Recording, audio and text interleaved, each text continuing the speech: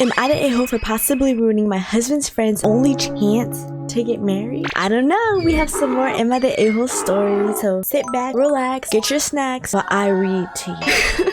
My husband has a friend, we'll call him John. His wife recently passed away after a long and difficult illness. Less than a few months after her death, he started using dating apps and meeting new women. The problem is that John is an alcoholic, unemployed, and overall not a good person. His late wife went through a lot because of him, and the relationship was very unhealthy. John lives in another country, but he often visits ours because his late wife was from here and he dates women from here. Recently, I visited a close friend of mine, we'll call her Lucy. She's been single for a long time and has had difficult experiences with past partners. Because of that, she struggled for a while and avoided dating. During my visit, she told me she had met a very charming and kind man and that they were planning to get married. From what she said, I realized she was talking about John. I was happy she started dating again, but I couldn't let her marry someone like him. I told her the truth that he has serious issues, doesn't work, and is not someone who would treat her well. I warned her that she could end up in a very bad situation. She was shocked, but promised she would end things with him. Do we believe that, chat? No, I don't. Wait, maybe we do. Because I mean, he said probably hold on, let's continue reading because I thought this was gonna be like a completely different story. A few days later, John called me asking why Lucy wasn't responding. I said I didn't know. The next day he called again while drunk, accusing me of ruining his chances to get married and saying I would pay for it.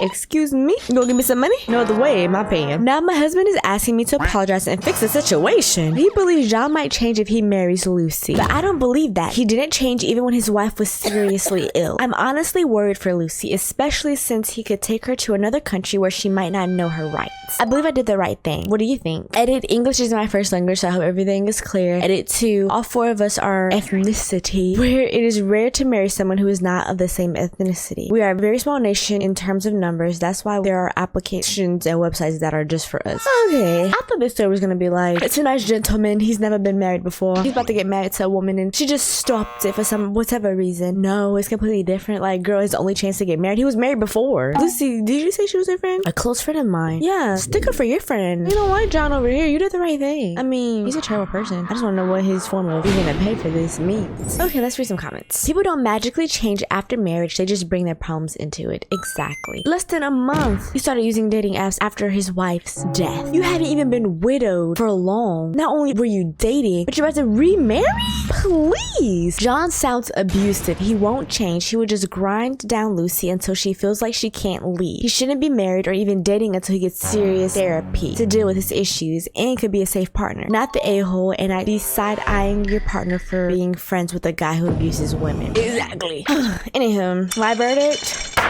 Not the a-hole at all. She needs to run for the hills. Next story. Would I be the a-hole if I stopped attending my wife's family gatherings? Pre-verdict. No. I mean, like, if you don't like them, if you don't get along, why would you go? I don't know, but I'm not married, so how would I know? Okay, let's read. We were at my wife's mom's 75th birthday last week, and I was joking around about how hot our family doctor is and how she could check my prostate any time to my wife's cousin. Drunk, stupid stuff. That's probably objective. Sir, what? No, you would not be the a-hole. You need to stop going. You need to divorce your wife. She need to divorce you, because why are you joking about that? About the family doctor. You call it drunk, stupid stuff? No! Probably objectifying women more than it should. My brother-in-law invaded our conversation and asked me, oh yeah, when's the last time you've seen your junk? This can't be real. This is a joke. I felt publicly humiliated and I left and drove home. He's a narcissist. I'm seeing a narcissist in real time. I didn't want to cause a scene and I had some very unkind things to say back. My wife made him aware of how inappropriate and how unwelcome this behavior is, and I'm pretty sure my wife also agreed it was inappropriate. I'm pretty sure his wife also agreed. I don't want to cause a rift between our families, but I don't deserve to be publicly humiliated. This character has always used putting people down in an attempt to elevate his standings. People tend to like this guy because he's rather charismatic, but he's an a-hole. This can't be a real story. I don't want to attend my wife's family gatherings because his behavior is inappropriate towards myself and my wife. But let me... I was joking about how hot our family doctor is and how she could check my prostate anytime. Tell my wife's cousin. But he is an a-hole inappropriate because his behavior is inappropriate towards myself and my wife, but at the same time I don't want to bring a stressor to my wife's relationship and her family. I clearly have no way to insist that I be treated with respect in a way that is going to be understood because I'm dealing with a narcissist. I don't think he's the narcissist, babes. How do I handle these family engagements without diving into the gutters of a narcissist? Am I not reading that this right? Ugh, you're both gross. You brought the convo into gross territory and you're mad. Okay, I'm not the only one. You're mad there's another man willing to escalate on you, but you started it. You're the a-hole. Let me take my pre-verdict back. Like, let me just grab it from you guys. Throw out the trash, because yes, he is the a-hole. What? Female doctor who has had this exact comment made to and about her. It's gross. We do not want to go to work looking forward to intimate examinations, and it's really inappropriate to joke about putting us in this situation. You objectified your doctor. He fat shamed you. Pretty much two sides of the same coin. Probably why no one's taking it as seriously as you are. It definitely seems like in one rule for thee, one rule for me. Could his comment have been because you made a joke about wanting some from your doctor when you're married to his sister? I'm sorry.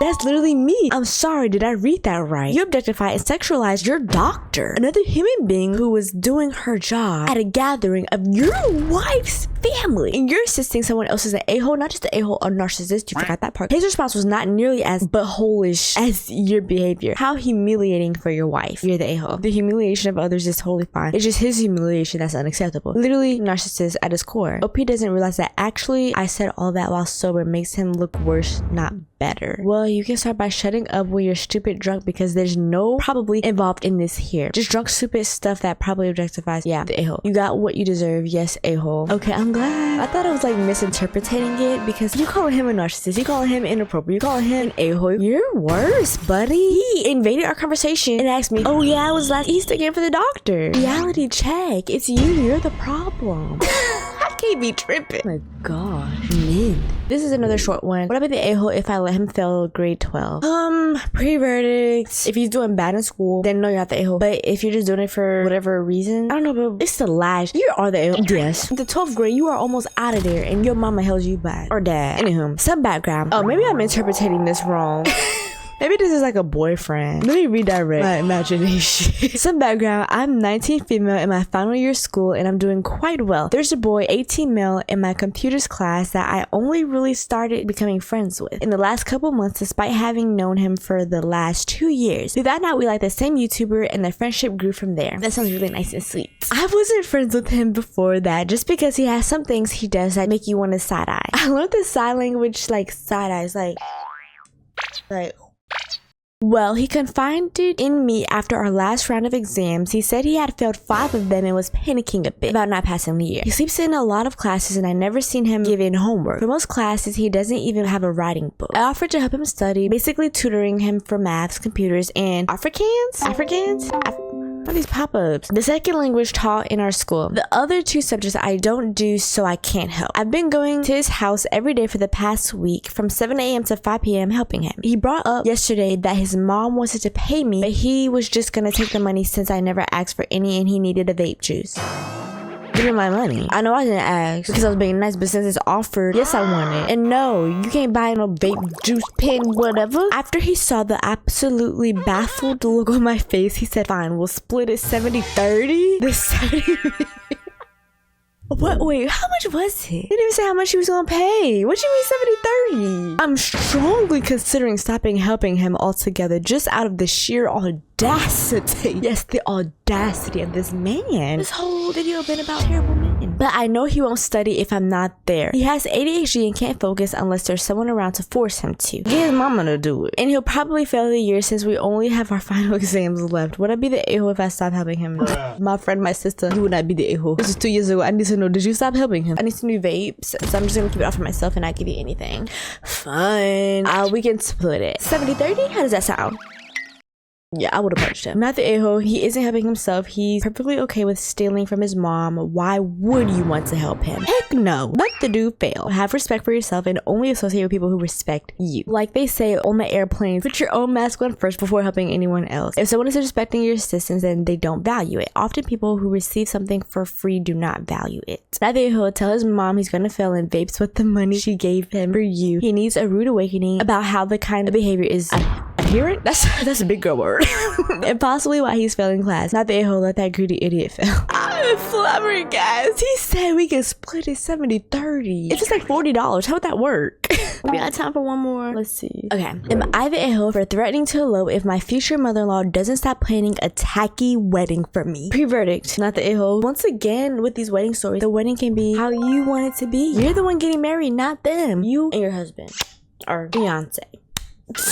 I, 30 female, will be getting married to my fiance, 35 male, in June. The best month of the year is June. Don't argue with me, argue with yourself. Just some background, I moved from Canada to Ireland to be with my fiance. My entire family lives in Canada and my parents are elderly and in poor health. I left my job in Canada and can't work in Ireland until after I get my visa, which can't happen until after I get married. Gosh, okay. My fiance has a good job, but money is still tight. On to the drama. My fiance and I were planning on a simple ceremony at the register office and then dinner with the family afterwards. We were planning on having a big wedding in Canada next year once my visa is approved and I'm working. It's important to note that my parents are unable to travel due to their health and my future in-laws can and do travel abroad several times a year. Also, we live in the same city as my future in-laws, but my fiance owns his own home. Okay, that sounds reasonable. That's what people do. They have like a small little intimate wedding with just, you know, them two, and they have like a little dinner afterwards, and they have the grand wedding later on when they can afford it. It don't sound like we're just being okay, why am I speaking like that in a Jamaican accent? I'm not from Jamaica. Mind me, I'm a little crazy. As soon as I arrived, my future mother-in-law starts making wedding plans. My fiance has 4 siblings, 2 sisters and 2 brothers, but none of them are married. One of his sisters does have a young daughter. My future mother-in-law tells me it's the first one of her children to get married and it needs to be special. Girl,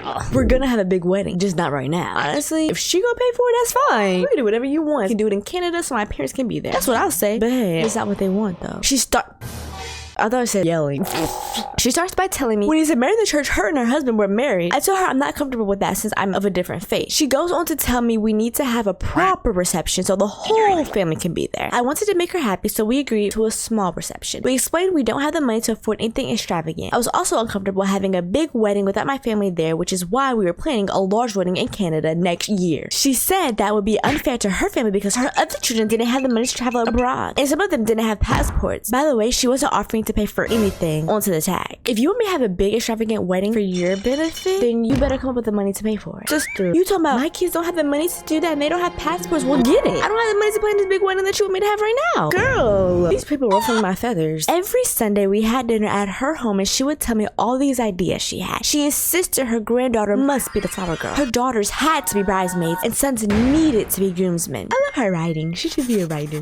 We told her we were just having a simple ceremony at the register office. She said we could do a wedding walk at the reception. She suggested venues that were way out of budget, which we told her. She asked her friend, I'm gonna say what I think you meant to put. She asked her friend if we could use the manner of the reception and they agreed but still wanted to charge us quite a bit. We never agreed to this, but future mother-in-law said she already promised her friend. Future father-in-law agreed to pay for the manor. We wanted to compromise as we agreed to a small reception at the manor. However, every suggestion I made was shot down. It's your wedding. Run to Canada. Go to your parents. Don't stay here with this woman. She crazy. I wanted my colors to be purple and black. Future mother-in-law said that was too dark. It was too dark, bad luck, and not flattering on her daughters, and purple was not an appropriate color to make a man wear. How long ago was this, friend? This was 23 days ago. Friend, do you need help? Cause I don't mind. She crazy. It's my wedding. Let me shut up. We should do red and green to match the venue. I wanted daisies, my mom's favorite flower. My mom's, she is for Canada, but she wouldn't sound British. Anywho, she said daisies were childish and we had to have roses because her middle name is Rose and it's tradition. Girl, this ain't your wedding. Live your wedding through your daughter. I'm not your daughter, I'm your future daughter-in-law. And by the time we're done with this, I'm not. I'm gonna disown you. British in me came out. Let me shut up. I suggested roses and daisies and she said they don't go together. My fiance and I told her that a lot of her ideas were way out of our price range. I went to her brilliant money-saving ideas. She went to those cheap online shops with nice pictures that send you paper dresses and plastic garbage. She thought I should get my dress and all the decorations from these cheap shops. She sent me listings for hideous dresses, antique shoes, ugly press-on nails, dingy flowers. She suggested I spend the week leading up to the wedding making all the food. I don't curse, but who does think she is? The final no. What you mean the final straw? The other ones with the final straw. She pulling out her butt right now. The final straw was when she took her daughters and granddaughter to an actual bridal shop to pick out a dress and shoes. She arranged a spa day for them all to have their— Don't tell me they did not invite you. She arranged a spa day for all of them to have their hair and nails done. I knew it was gonna come next. She really thinks this is her wedding. I wasn't invited because I would be busy making all the— I don't know. I don't think I want to be in this family. What you mean? You have to make all the future— I don't think I want to finish. Future mother-in-law said she would pay for her daughter's dresses, shoes, and spa day, and I could pay her back. This can't be a real story. This is not a fake story. This is how she's still alive. Ooh, said that. I said what I said though. After the wedding, you could pay me back. Yeah, that would have been my last straw too. At this point, I was fuming, as was my fiance. Good. I'm glad because he shouldn't.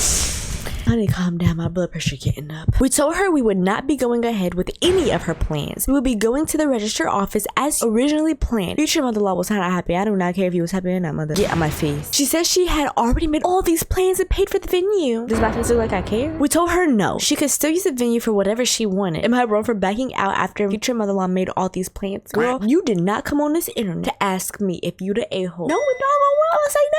Future mother-in-law needs a reality check. We need a moment of peace. Contain our thoughts. I'm genuinely flabbergasted right now. Something wrong with her. Something wrong with this woman. Not the a-hole. You should have shut her down from the start. Go elope and call it a day. This is your wedding day. Don't let no one bully you into having their wedding. She's literally living her wedding through you. Did she have roses at her wedding? Did she have this? Did she have that? Did she have that? I want to read this one. It's long, but I want to read it. I'm sorry, but can we hit pause on the other crap and touch on the fact that she's taking herself and children to a spa day and paying for their hair and makeup?